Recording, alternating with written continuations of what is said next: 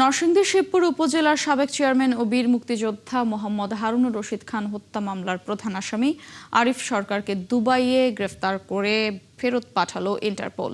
বৃহস্পতিবার বিকেলে নরসিংদী কার্যালয়ে সংবাদ সম্মেলনে তথ্য জানান পুলিশ ব্যুরো অফ ইনভেস্টিগেশনের police super doctor S M. Farhad Hossain.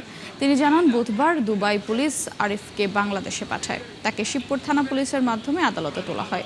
এর মাধ্যমে এই হত্যা মামলার ১২ জন আসামিকে গ্রেফতার করা হলো। মামলার বিবরণে জানা যায়, ২০২৩ সালের ২৫ ফেব্রুয়ারি নিজের বাসায় মোহাম্মদ হারুনুর রশিদ খানকে গুলি করে দুর্বৃত্তরা। পরে চিকিৎসাধীন অবস্থায় ৩১ মে মৃত্যুবরণ করেন তিনি। এই ঘটনায় আরিফ সরকারকে প্রধান আসামি করে ১২ জনের নামে মামলা করে পরিবার।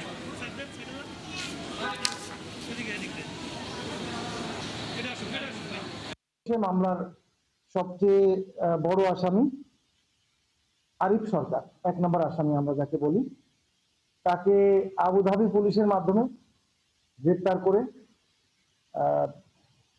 সংশ্লিষ্ট বিচারিক আদালতে তাকে সোপর্দ করা হয়েছে, সেখানে প্রেরণ করা হয়েছে।